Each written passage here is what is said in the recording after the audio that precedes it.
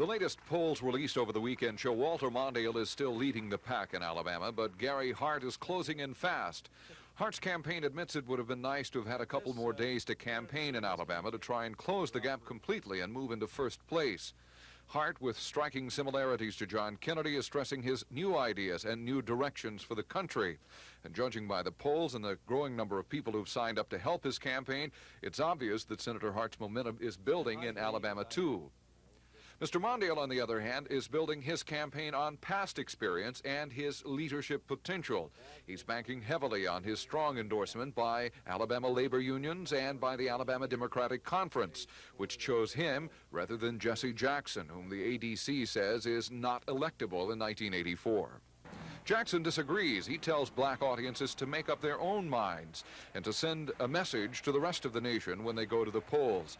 Alabama and the South are the first real tests of Jackson's impact on the race, and his federal campaign funds hang in the balance. He must do well in Alabama to keep the money coming in and to reinforce his credibility. The same is true for John Glenn. A strong finish in Alabama is crucial. His campaign organization, which is also hurting financially, is looking for a broad base of support and is counting on his all-American image and moderate positions on the issues to appeal to a wide cross-section of Alabama voters. 97.5% of the delegates to the Democratic National Convention are...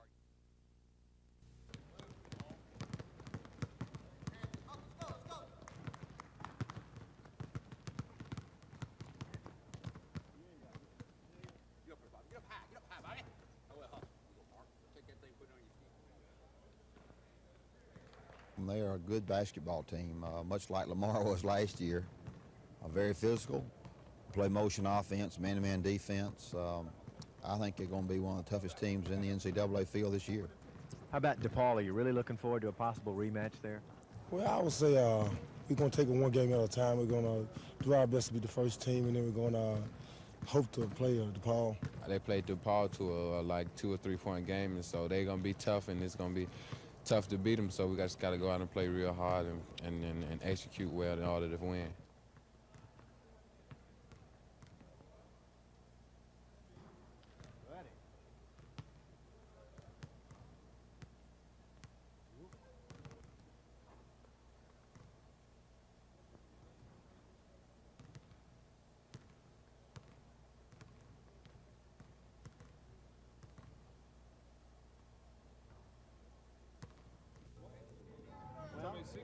The New York Yankees are to baseball what the Green Bay Packers are to football, tradition.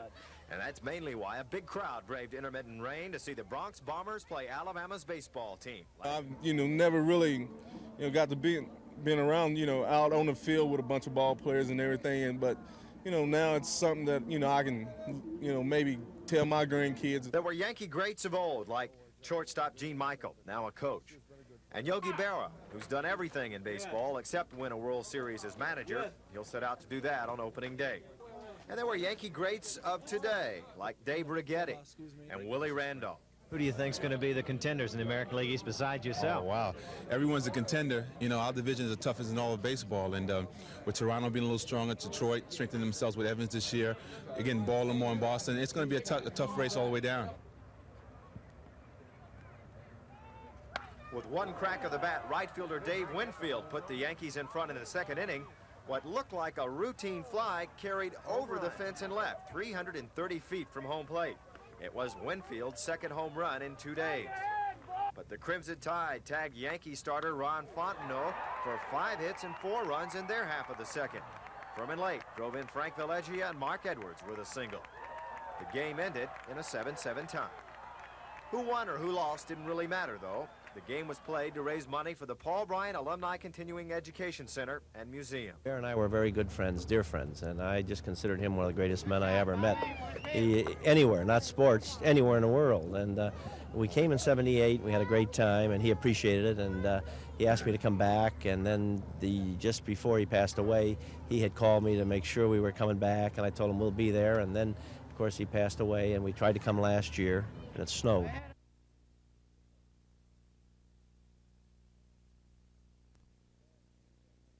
Last week, I think the NIT people called it because there was a form that was sent, to the previous athletic director, and there was a mix-up as to where the form was. It had not been sent back in about 2 weeks, and so, you know, that was a call, and I talked to our interim athletic director about it, but, you know, that's as far as it went. The NCAA called our sports information director of the SWAC last Friday. He told me and to double check on our record, and so that was the only communication that we had, you know, as far as the tournaments are concerned. There were some rumors around last week of a possible South Alabama State matchup in the NIT, but nothing came of that. Do you have any reason why? Well, I don't know, because that was a perfect opportunity, you know, to have a very good draw, you know, and our team and South Alabama team was at the point where, you know, it would have been a very good matchup and a good game, and I don't know, because the NIT is, you know, looking for, you know, finances, and I think that would have been a good opportunity, but it slipped by, and I don't know, you know, what the reason was. We're still trying to find some answers out.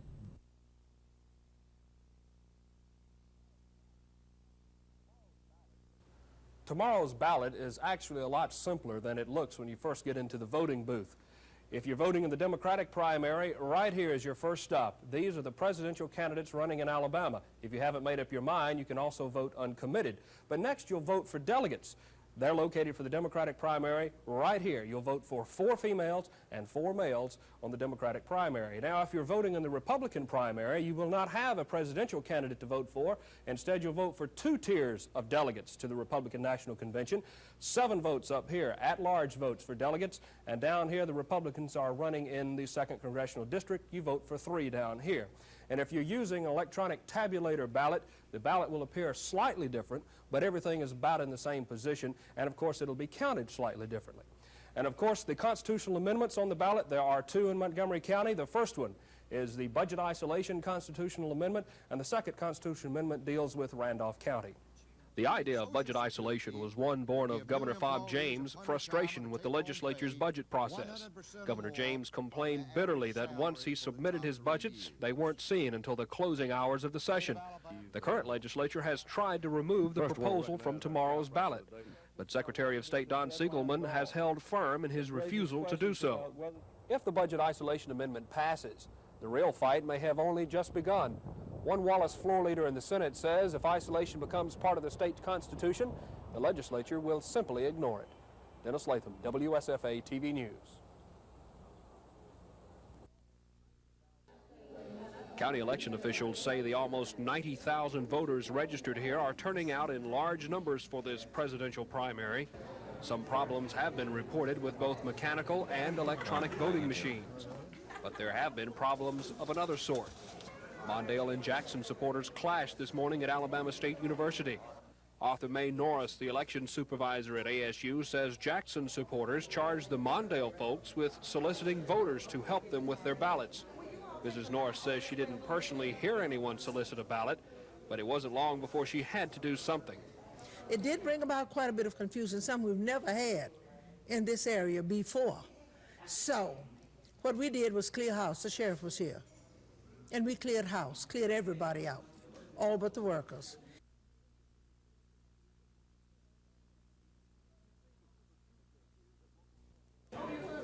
You'd think with Super Tuesday here that local campaign offices would be supercharged, but that's not the case.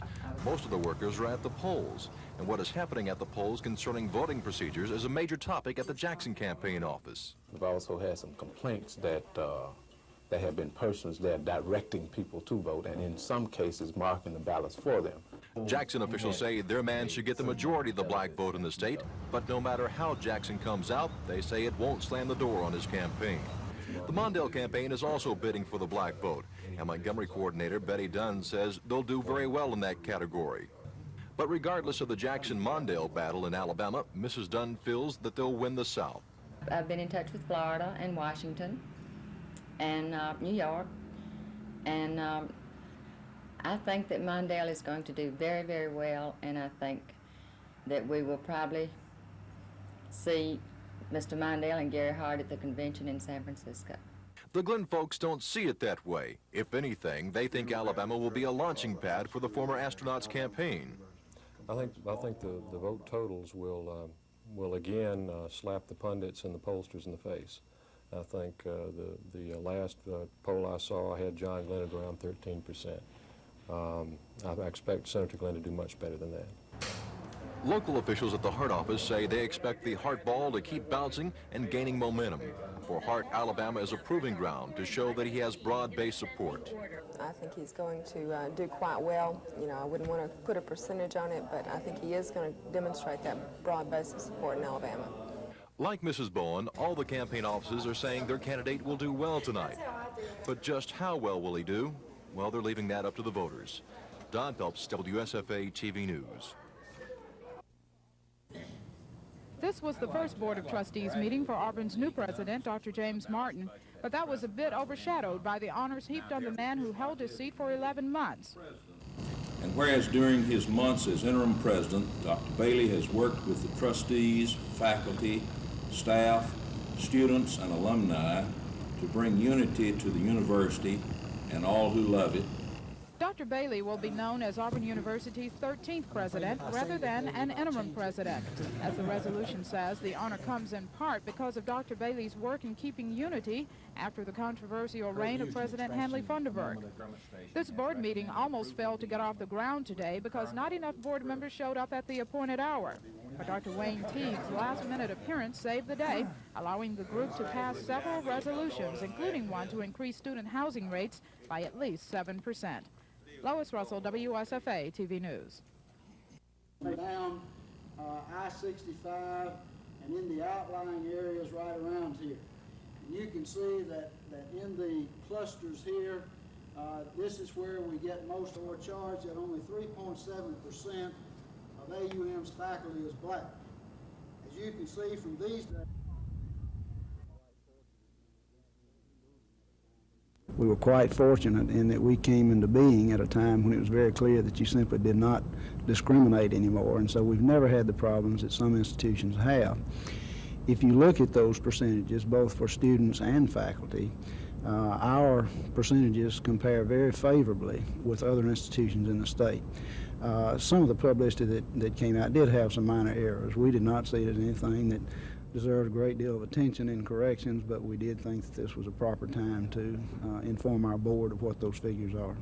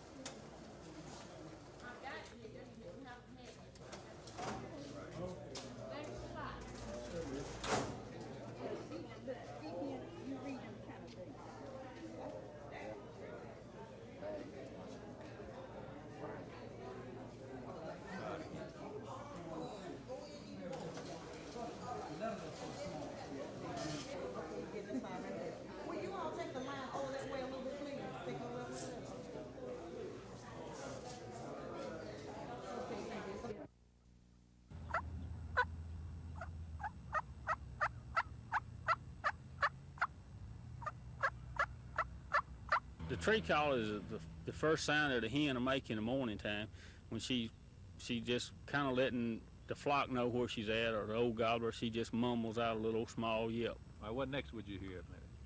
Probably flying down cackle, or this most exciting call that a turkey will make.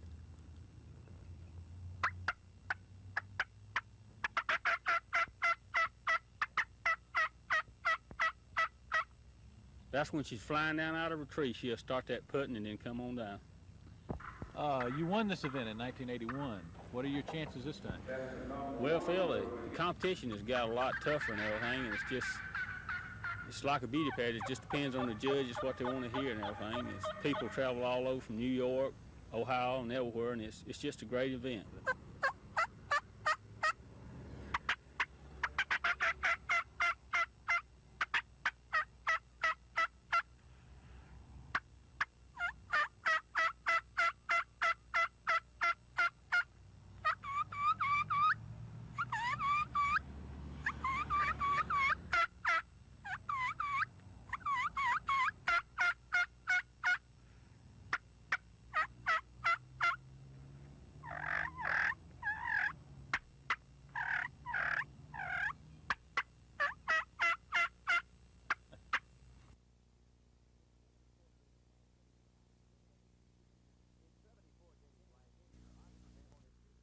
In 74 games last year, Oscar Gamble hit .261 for the Yankees. 10 of his 47 hits were doubles, 7 were home runs. The Montgomery native hit .300 as a pinch hitter. But when the Yankees played the Alabama baseball team Monday in Tuscaloosa, Gamble was not with them. He is a free agent, an unsigned free agent, who's able to negotiate with any team. Our front office people and Oscar's agent, who they have a lot of respect for, incidentally, have been talking and negotiating, but they're not, I don't know that they're that close. Yankee second baseman Willie Randolph is one of Gamble's close friends, on and off the field. And hopefully things are going to be worked out soon. He can be back with us. But Oscar lends so much as far as left-handed power. He's always good for the morale of a ball club. Again, I hope things work out because, like I said before, he's a very important addition to any ball club. Oscar's been a good player, and maybe sometimes he didn't get enough at-bats over the years, but he can swing the bat, and I know that we're still talking about him. We don't know exactly where we are on the thing. But you feel he's got some baseball left in him somewhere? I think he does. The Yankees open the season April 2nd against Kansas City. Number 17 isn't with them now, but then they haven't given number 17 to anyone else. Dave Cody, WSFA TV Sports.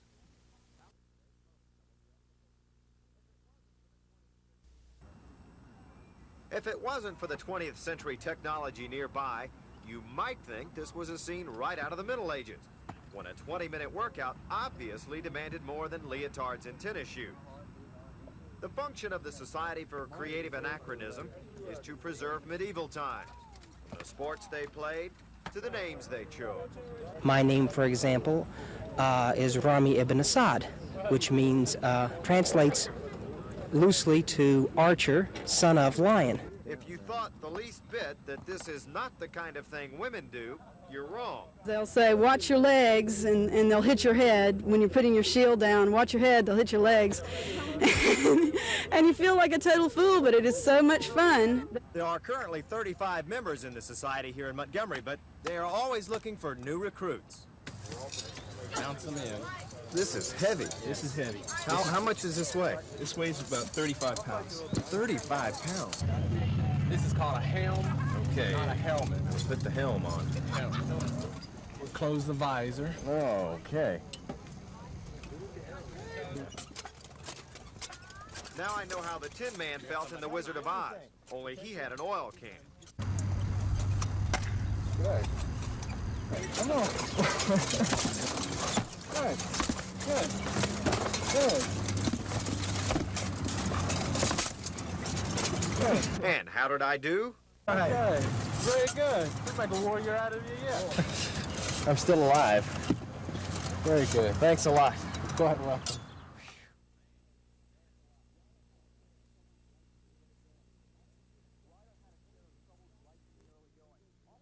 Ryder had a share of troubles right from the early going. Off the missed shot, Jim Bolger tries to save it, but it goes right into the hands of Fred Beckwood. Ahead to Kelvin Johnson for the layup. Richmond had a 40-27 lead at halftime. To the second half, Kelvin Johnson passes off to John Newman for the jumper. Newman led Richmond with 25 points. This is Gino Morales. On the break, watch the pretty pass to Ray Burke for the layup. Burke scored 10 points. But Richmond would close it off right here as Robert Tucker will go in for the jam, and Richmond routs Ryder 89-65.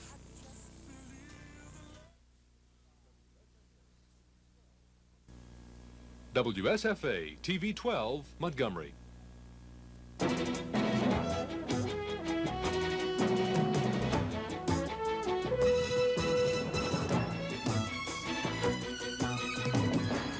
From Alabama's News Center, this is the WSFA TV News 6 o'clock report.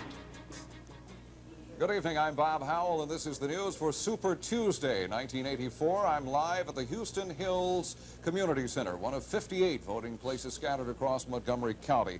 Super Tuesday is all but over in the state. Most rural voting places are now closed as of 6 o'clock, but in several metropolitan areas, including Montgomery, the polls are open until 7 o'clock this evening.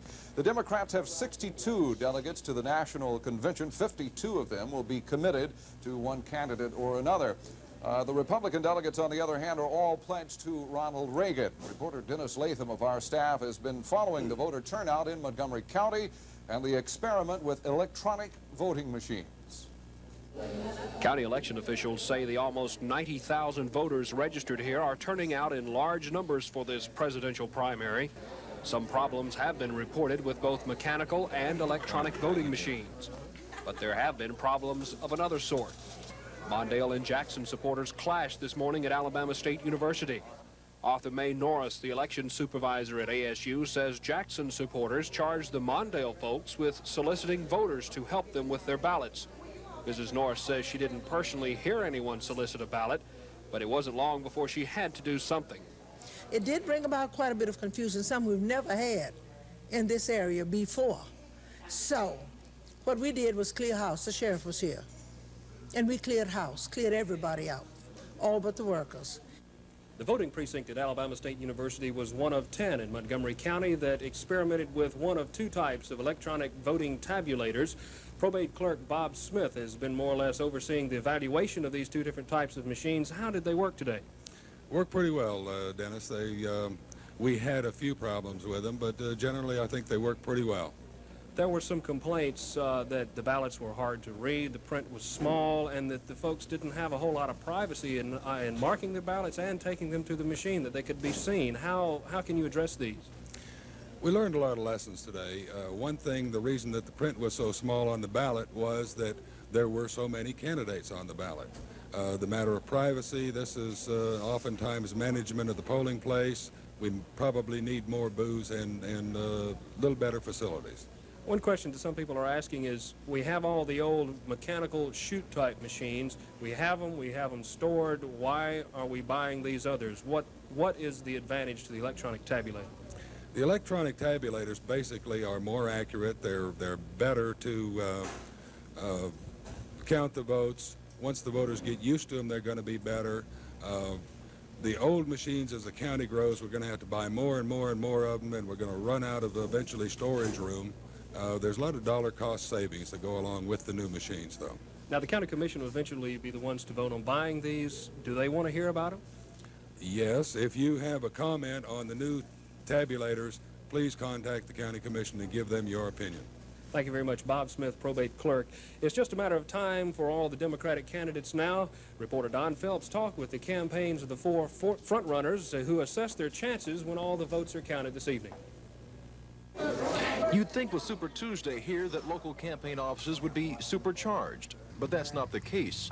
Most of the workers are at the polls, and what is happening at the polls concerning voting procedures is a major topic at the Jackson campaign office. We've also had some complaints that there have been persons there directing people to vote, and in some cases marking the ballots for them. Jackson officials say their man should get the majority of the black vote in the state, but no matter how Jackson comes out, they say it won't slam the door on his campaign. The Mondale campaign is also bidding for the black vote, and Montgomery coordinator Betty Dunn says they'll do very well in that category. But regardless of the Jackson-Mondale battle in Alabama, Mrs. Dunn feels that they'll win the South. I've been in touch with Florida and Washington and New York, and I think that Mondale is going to do very, very well, and I think that we will probably see Mr. Mondale and Gary Hart at the convention in San Francisco. The Glen folks don't see it that way. If anything, they think Alabama will be a launching pad for the former astronaut's campaign. I think the vote totals will again slap the pundits and the pollsters in the face.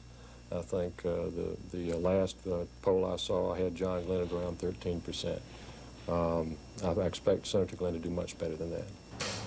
Local officials at the Hart office say they expect the Hart ball to keep bouncing and gaining momentum. For Hart, Alabama is a proving ground to show that he has broad-based support.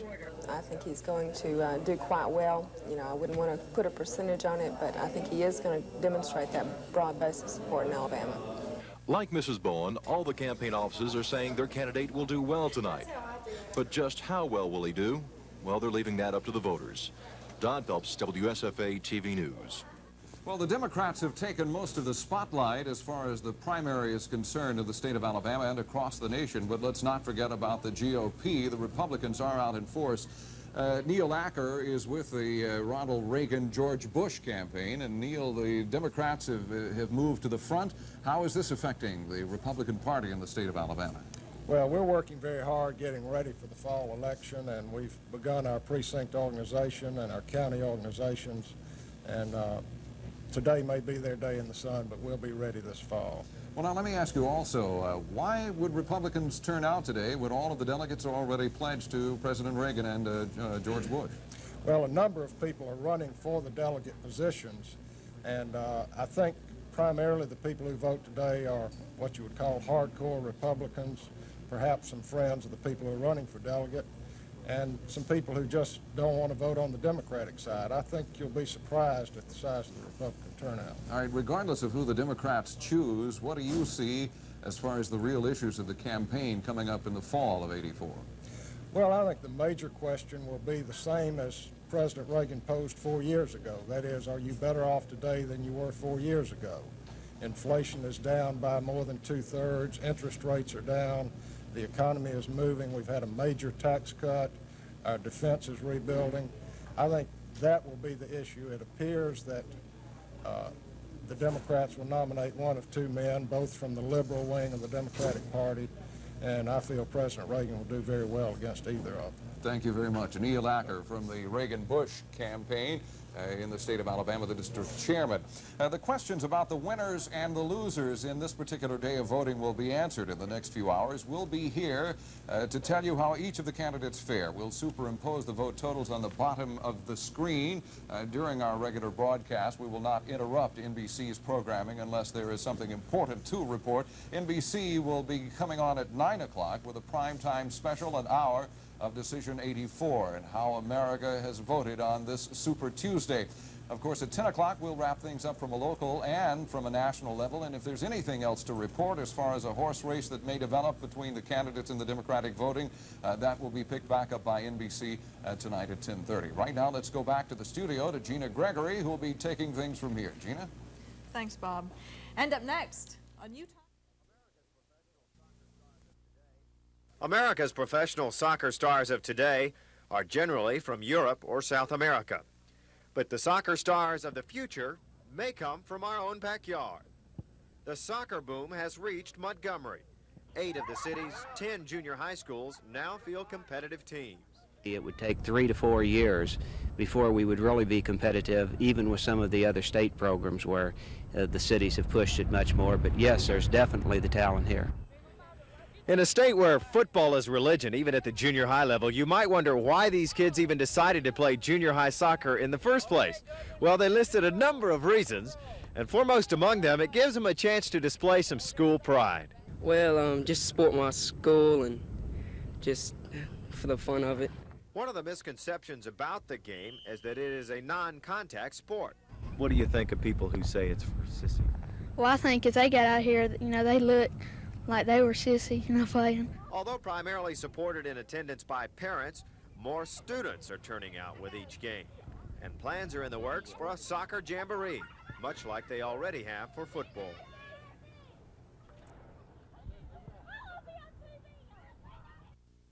Start clowning something. At the age of 13, I never really had a clue about what a clown was supposed to do. I thought he was supposed to put on baggy britches and be funny. So, I got into the book. All right, get down in there. Go down. All right, let me. For one. Hey, 44. You ain't no bull. There you go. There you go. Come up now. Come up. Reach out and touch him on the head. Turn on around. Turn toward him. Turn completely around. Stay down. Touch him on the head. Stay touch down. him on the head. Yeah. Come on up. Come up. Come on up. Now reach out and touch him. Come on back up. Come on up. Touch that mule. Come on up. Hey, you can stand up and it will not hit you. Come on up. As an officer of the hospital, to function as their chief executive officer, if memory serves me right. And he recruited his own area administrator too. And the head of that, a little bit of the profit flows back to the head man. Is that not right? I think Administrator 3. That the 3 began a business. In 795, we're going back over a previous opinion, completely within the confines of the correctional facilities as Department of duties as an officer of the hospital to function as the chief executive office subject officer. The Auburn basketball team is about to make its long-awaited debut in the NCAA tournament. A team that was expected to finish in the middle of the SEC pack ended up number 2 and just 2 turnovers away from the SEC tournament title. A team that produced the SEC Player of the Year in Charles Barkley and another consensus all-star in Chuck Person. A coach who, after 5 years of struggle, is now the SEC Coach of the Year. What does it mean, Sonny, personally and professionally, to be going to the NCAA tournament? Well, I think personally it's probably the biggest thrill of my life. I've gone as an assistant coach, but never as a head coach. And to be able to do it at a school it's never been gives a double meaning to it. It was whispered in this league that you could not win at Auburn in basketball. What has happened to change that? I think a larger commitment to basketball, financially and otherwise, has made the difference. It allowed us to go out and find players in different areas at places we'd never been before. And something I've never stated, I think the success of some of our other programs, football, swimming, track, put the name of Auburn out all over the country, and I think that helps to a certain degree also. The team will hold a noon press conference and then work out in the Charlotte Coliseum in the afternoon. We'll tell you about that tonight at 10 o'clock. Vic Irving and Phil Snow on the way to the NCAA basketball tournament with the Auburn Tigers.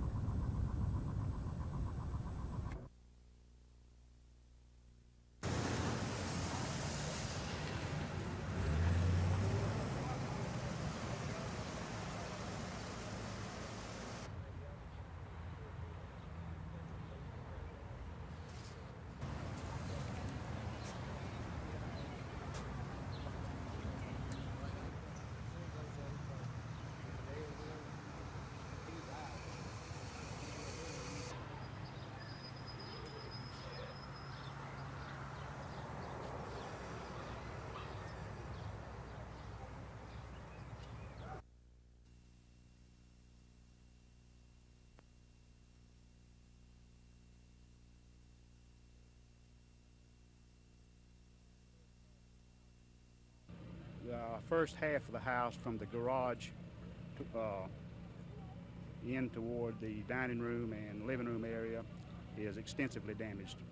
There's minor smoke and water damage to the rest of the structure. The attic was fully involved, and I guess you would say that there was major damage to the structure of to the house itself.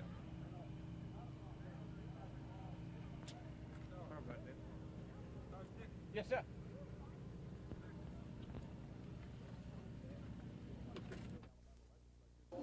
Governor Wallace and the Alabama legislature didn't want budget isolation on the ballot in the first place, but Secretary of State Don Siegelman insisted. And apparently the voters liked the idea of making lawmakers stop fooling around and work on the budgets before the last possible minute.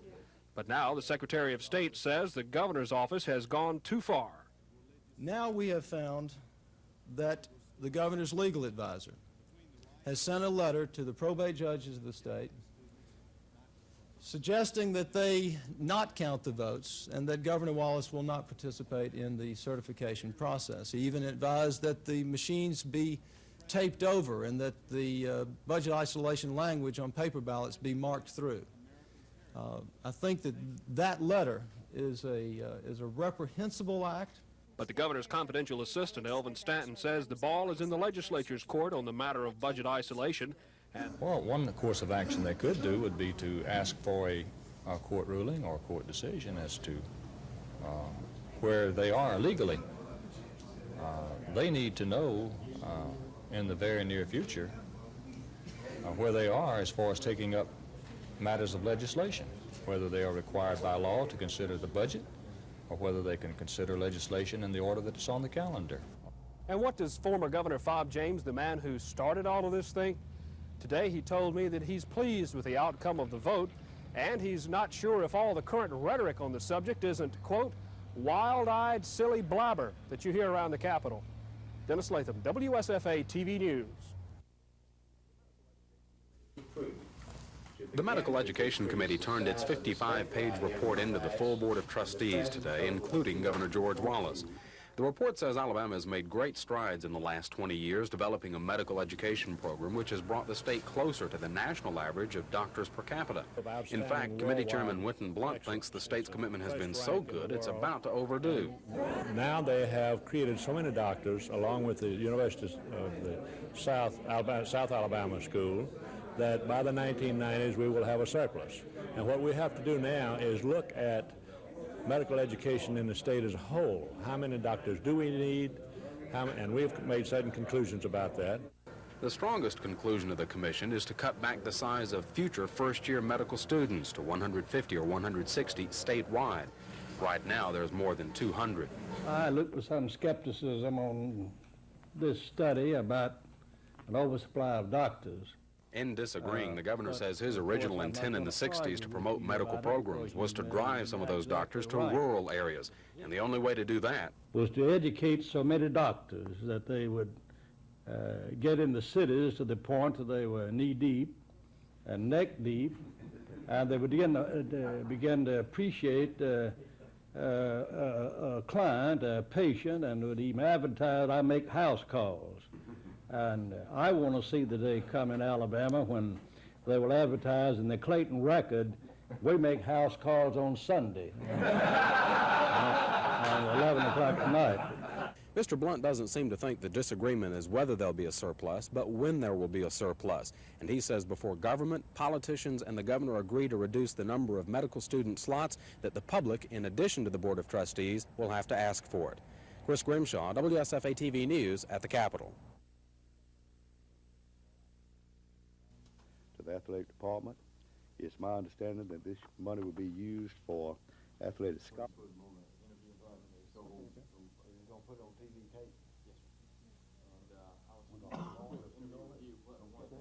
On behalf of Auburn Athletic Department, we certainly appreciate the support and the relationship that we have with Coca-Cola and the bottlers throughout the state of Alabama, and we appreciate this very much. Thank you very much. Thank you.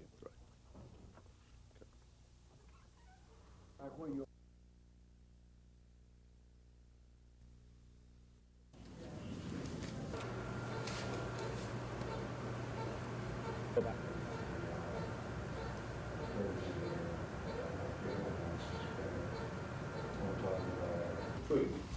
To begin to decrease the size of the statewide entry class from the present total of 200. But of course, I'm not going to argue with you about it because you may be exact. Get in the cities to the point that they were knee-deep and neck-deep, and they would begin to appreciate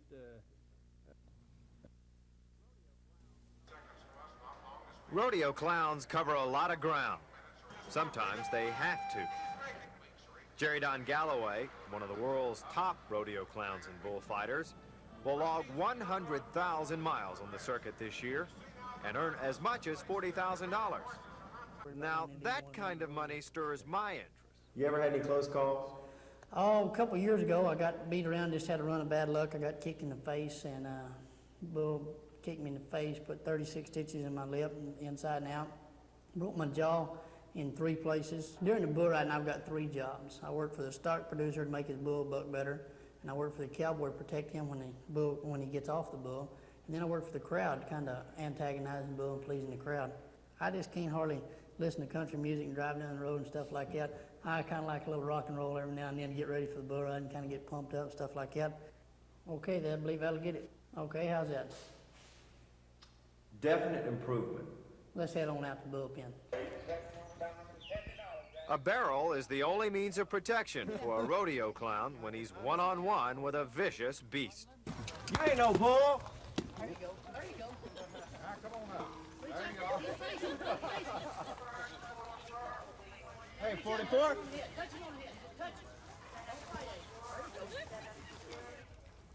Another one bites the dust. Another bullfighter, that is. I'm going to stick to badminton.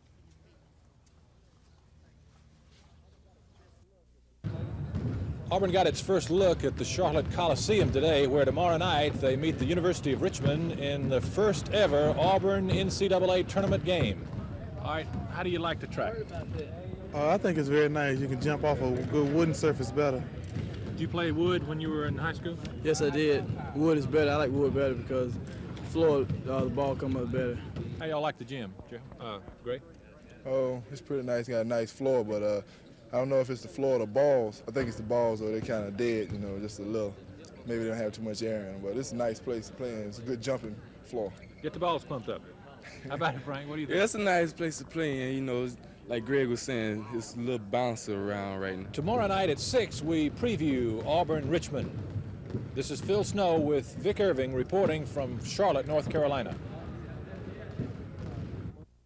First of all, I think the budget for classroom materials is too small. It amounts, believe it or not, to about 1% of the school budget goes to books and pamphlets and video materials. Secondly, I think teachers must be more careful about accepting uncritically these materials. They are very slick, they are very colorfully produced, and they're free. And under budget pressures, teachers sometimes say, well, we'll accept them and use them. And thirdly, and most importantly, is that the school systems need to develop their own materials.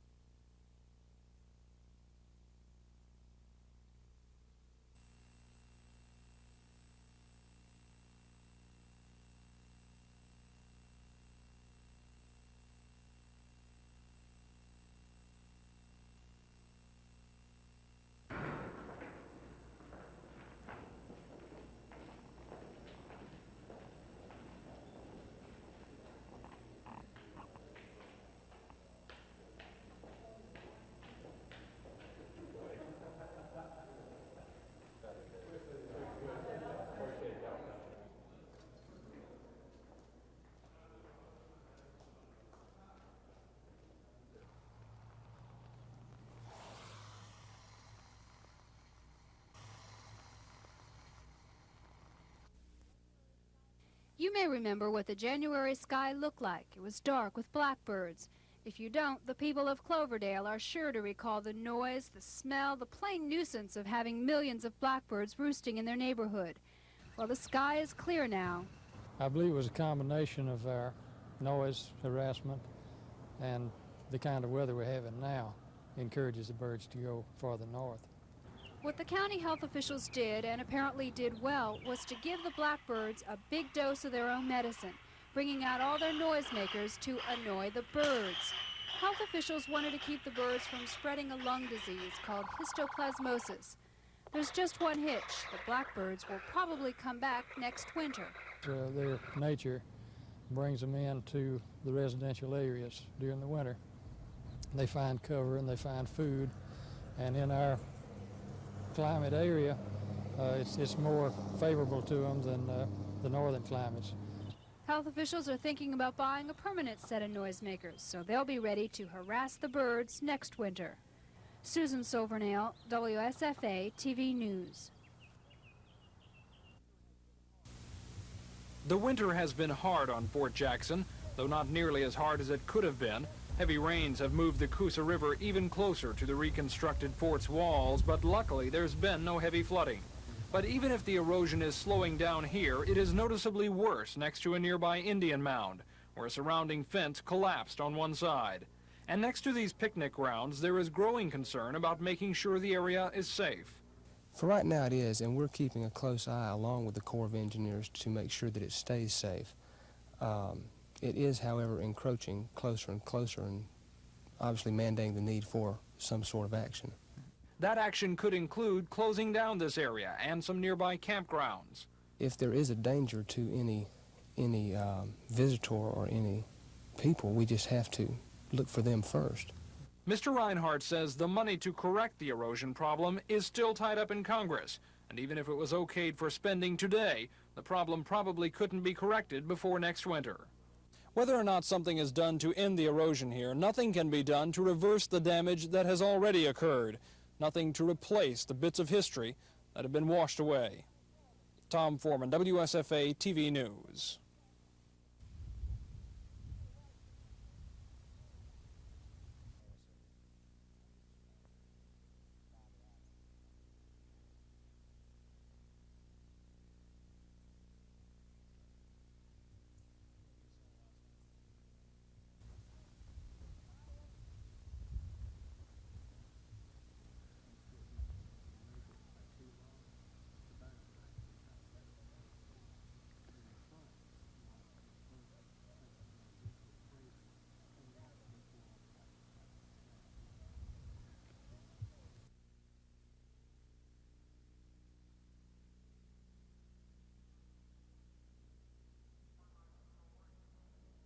My people worship.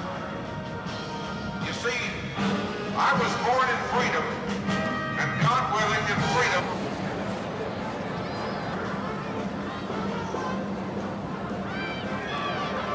They're still making their exit soon. Well, but the grit, the determination this kid has paid off. Here is Randy Taylor. Big, strong Lawrence Taylor is charging. Gets up with a grin on his face. Beat him back. He's making a spurring leg.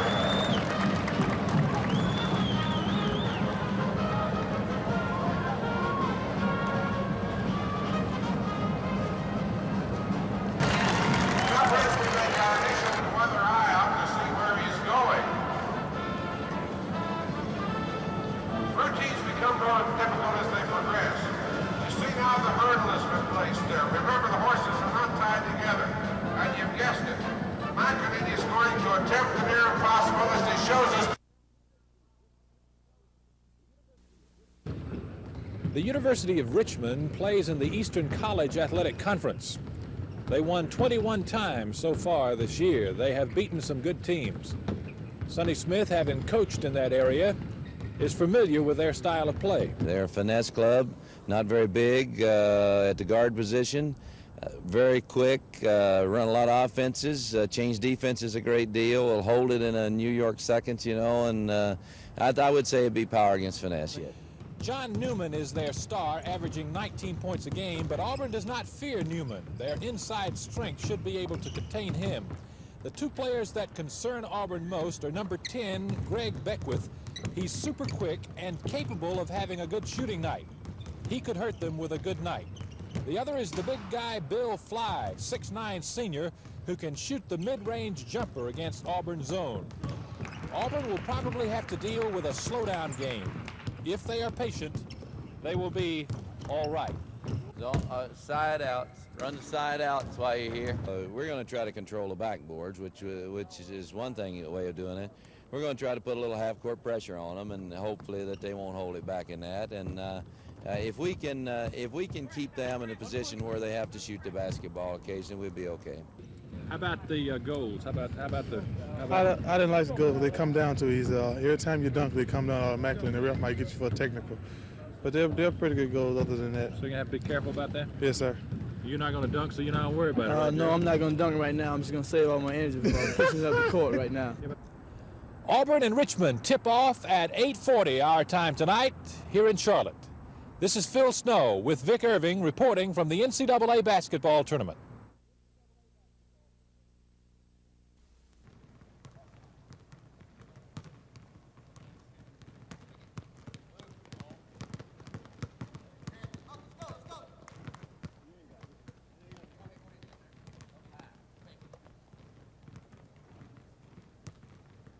We played good in the tournament, I thought, and played very poorly the last 3 games of the season, of course, but we bounced back, and I think that's a real credit to them. Coach, you've coached in the NCAA tournament before. Is there any difference in preparing a team? Not really.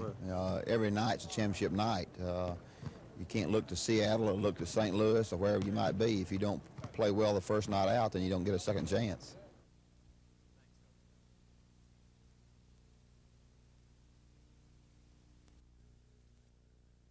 Today, the examiners review the story. This follows a Monday meeting with the Lowndes County Black Belt Committee, a citizens group. They'd requested an investigation into allegations which were the subject of last week's story.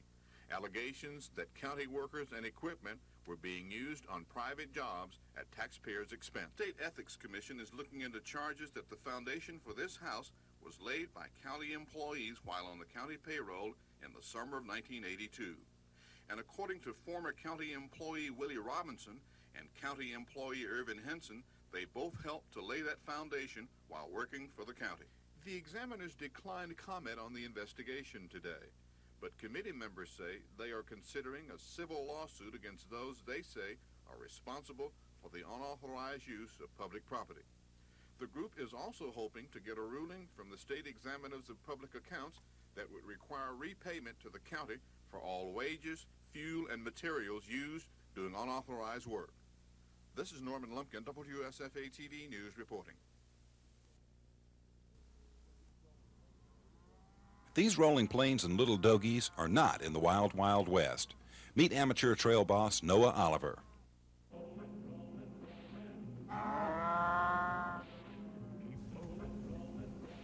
Hit 'em up, move 'em out.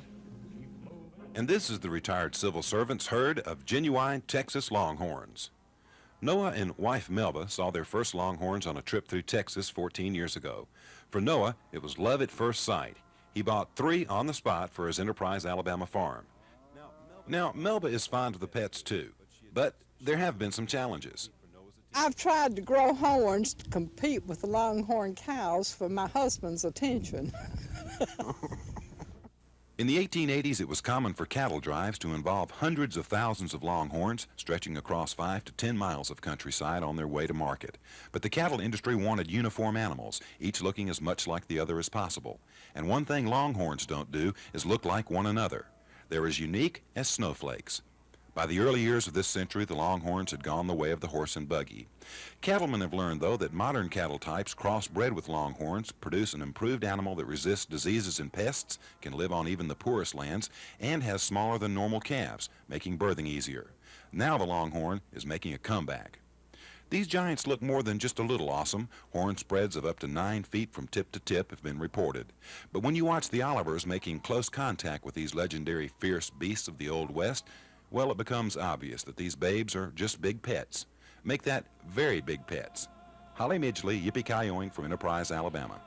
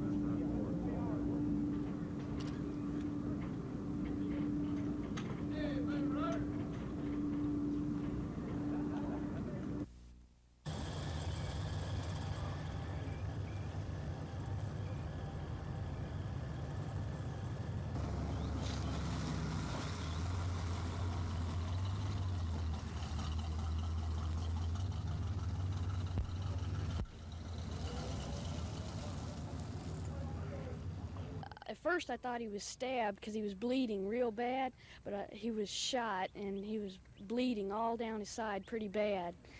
Did he say anything at all about what had happened? Well, I heard he said that he'd been shot and everything, and he just kept screaming the guy was crazy. What I'm going to do is I'm going to turn around and I'm going to step forward. Can you get back where you need any assistance on it? Let's take it. Let's go further down.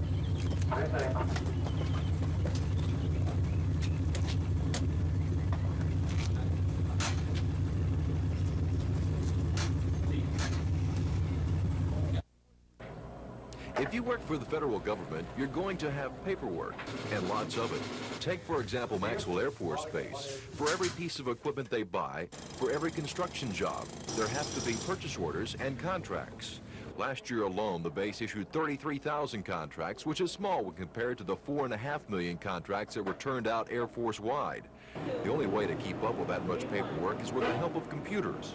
The old system used punch cards, like these, and that system would take sometimes 3 or 4 days to run. Now with the new system, it's done instantaneously. This is the heartbeat of the new system, a main computer that keeps up with all the transactions. Individual terminals will let office workers not only process requests, but also come up with a finished contract in a matter of minutes. The new system was developed at the Data System Design Center at Gunter Air Force Station. The man who came up with the idea for the system, Maurice Chanel, says the new way of doing things could save the Air Force as much as $32 million. Because of the responsiveness we can give to our customers, they probably won't have to warehouse as much because they know that the local warehouse in Montgomery can provide those goods. And the lead time to get it, because of the system, enables them to reduce their stocks. Just the overall time involved in trying to reconcile documents for the purchasing mission. Maxwell is one of 3 test sites for the computer system.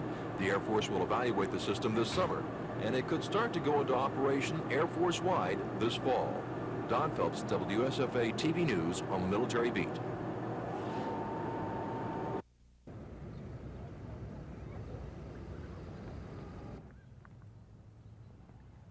I'd also like to take a minute to introduce to you Mr. and Mrs. Bush. Their son, William Bush, is on death row down at Coleman Prison. The decision not to show a person slowly being poisoned to death may have been made out of good taste, or it may have been made out of a fear that such graphic scenes would decrease public support for capital punishment. University.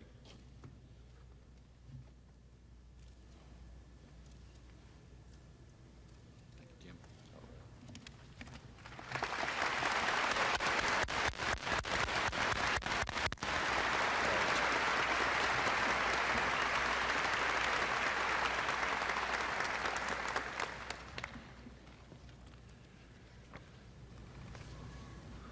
Thank you very much, Mr. Tatum.